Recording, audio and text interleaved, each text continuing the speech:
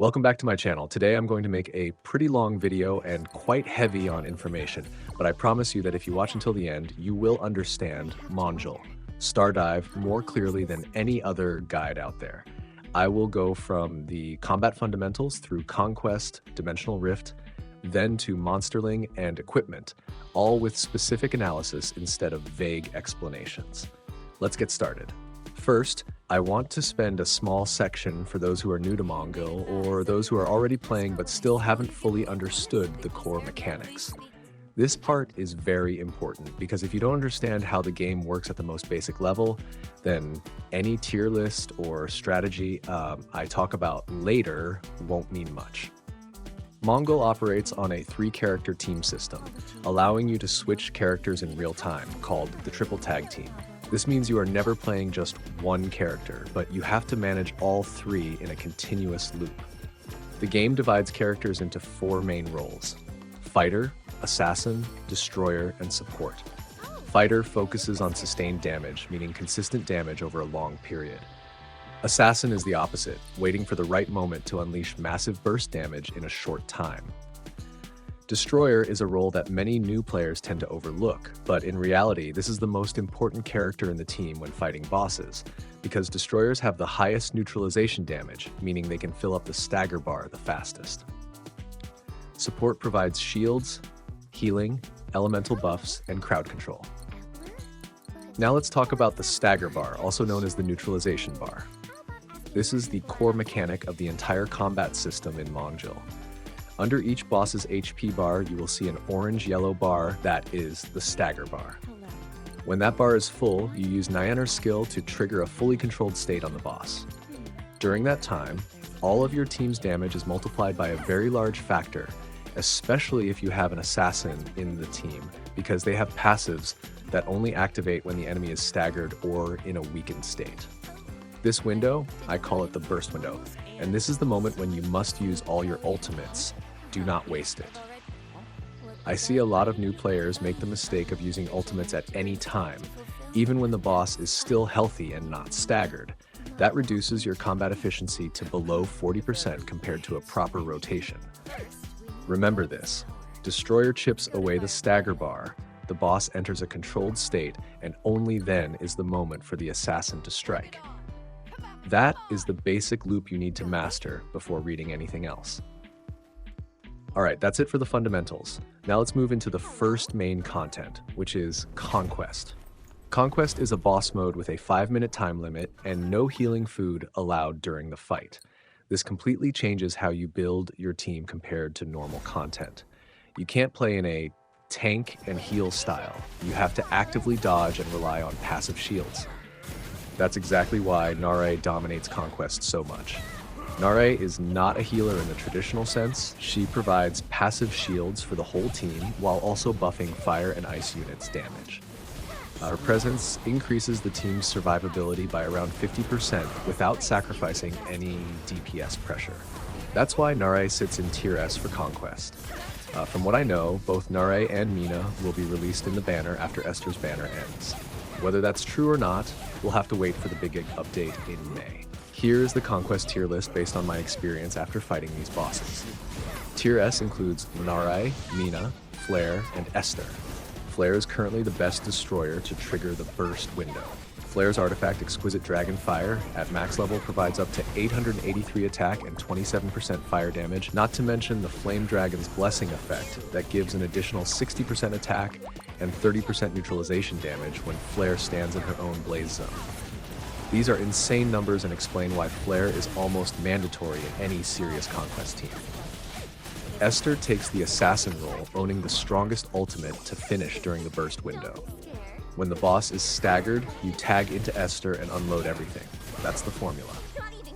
Tier A includes Sanguine, Ophelia, Gabby, Jiwan, and Ellie. Ellie has very high stagger potential when fully stacked, but she lacks consistency compared to Flare. In longer fights or bosses with complex mechanics, Flare is still more reliable. Tier B includes Penny, Reyna, Sarah, Benjamin, Francis, and Cloud. Especially Francis, even though she is only a 4-star unit, I place her here because she provides an attack buff when tag out, and that is a much more valuable utility than many people think in rotation structure. Tier C includes Angel, Bonnie, Liho, Yunhua, Verna, and Daisy. Angel is ranked low in Conquest not because she is weak, but because her kit is focused on AoE instead of single target. In a single target environment like Conquest, that significantly reduces her effectiveness. Now let's talk about specific strategy for level 15 bosses. For example, Amon or Hanul. These bosses require you to use the correct elemental counter. Otherwise, the boss's elemental shield will reduce your damage by up to 70 to 80%. That's basically like doing a test and getting no score. The standard rotation I usually use starts with support to apply buffs or group targets, then immediately switch to Flare to use special skills and chip away the stagger bar. As soon as the boss enters the controlled state, instantly tag into Esther and execute the full ultimate combo chain. Do not hesitate. The burst window waits for no one. There is also a very important mechanic that I see many people miss, which is counter. When the boss emits a yellow glow, that is the signal for a special attack. If you dodge or tag at the right moment to successfully perform a counter, all tag skill cooldowns of your team will be instantly reset. This is a huge tempo advantage, and if you take advantage of it, you will clearly see the difference in clear time. Before entering Conquest Elva 15, you should also use food that increases crit rate and attack before the fight, since it's banned during the battle. Bosses like Hanul have a very tanky last HP threshold around 25%, and without those extra stats, you can easily run out of time at the most frustrating moment. Next, I want to talk about Dimensional Rift. This is a mode that requires a completely different mindset compared to Conquest. Rift is a timed dungeon with 5 areas, including mob fights, puzzles, and a final boss. Here what you need is not the highest single target damage, but wave clear speed and the ability to move between areas as fast as possible. The mindset is completely reversed. Tier S in Rift, in my opinion, includes Narae, Mina, Sangun, Jiwan, and Angel. Mina is extremely strong here, thanks to her ability to dash continuously using Essence, helping save time when moving between areas. Angel, who is ranked low in Conquest, shines in Rift because her balanced AoE kit is perfect for clearing mobs quickly. Jiwan is an extremely strong catalyst in Rift. Her grouping skill can pull all enemies into the exact damage zone of Esther or Mina, reducing each wave clear time to just a few seconds. In addition, Jiwan's stamina consumption reduction buff allows you to dash and dodge continuously without worrying about exhaustion, which is very useful in areas with high enemy density. Tier A includes Flare, Esther, Ophelia, Gabby, and Benjamin. Benjamin is a lightning support who is quite interesting because he can deal off-field damage whenever teammates use skills. This type of utility may not look flashy, but it adds up to a significant amount of damage over time. Tier B includes Penny, Ellie, Francis, and Cloud. Cloud is a flexible destroyer with a good balance between stagger and AoE, suitable for players who want a destroyer that works Conquest and Rift without changing the team too much. Tier C includes Bonnie, Sarah, Liho, Yunhua, Verna, Reyna, and Daisy. Daisy is a classic case of a pure healer in the early meta. Her kit slows down the overall pace of the run, and in Rift, time is everything. About the Rift scoring system, there is one important point you need to understand. Each Rift season lasts about 3 weeks and will feature a list of bonus characters.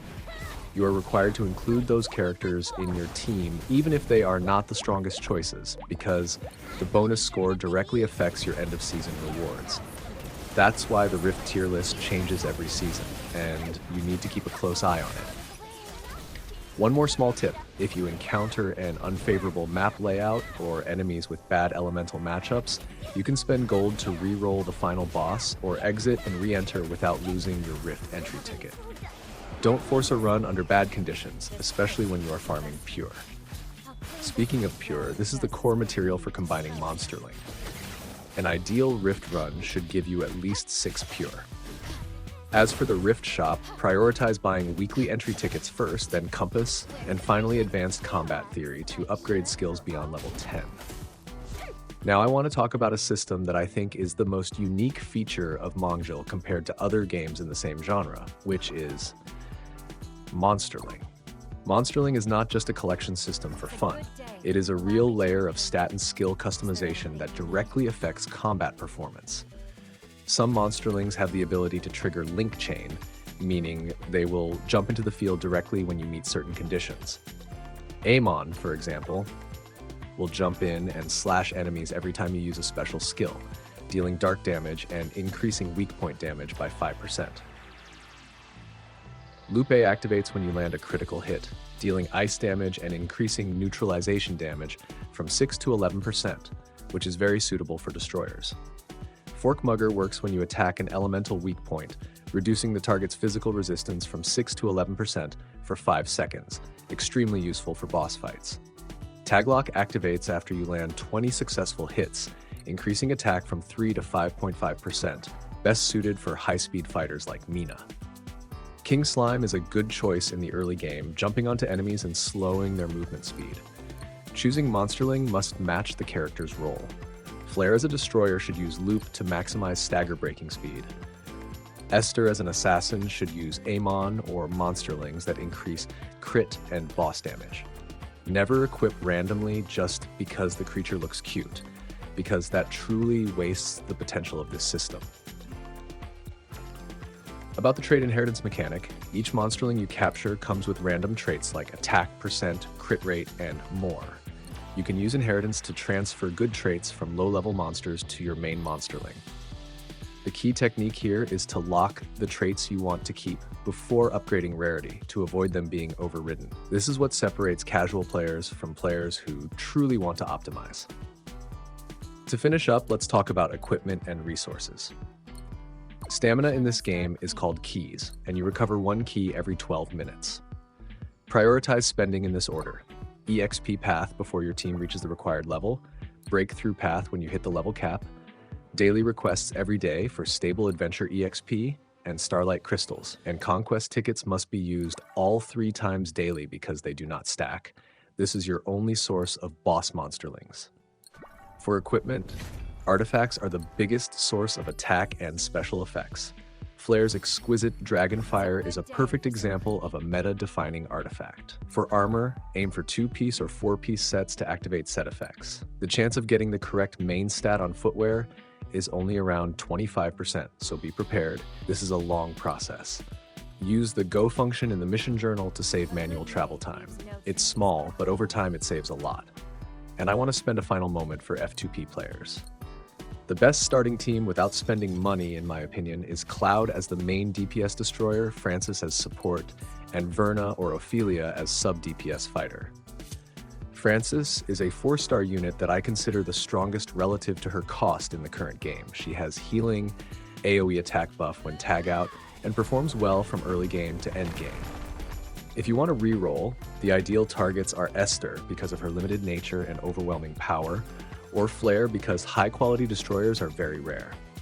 F2P players should avoid building mono-element teams too early except for wind or fire, because lacking enough characters to activate full elemental buffs will significantly slow your progression. Alright, that's everything I wanted to share in this video. I know it's a lot of information, but if you understand the stagger loop, the difference between Conquest and Rift, choose the right Monsterling for each character, and spend your keys with the right priorities, you will progress very quickly. Finally, remember that the Dimensional Rift tier list changes every season due to rotating bonus characters, so follow the channel for updates.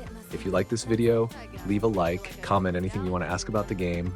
I read everything. See you in the next video.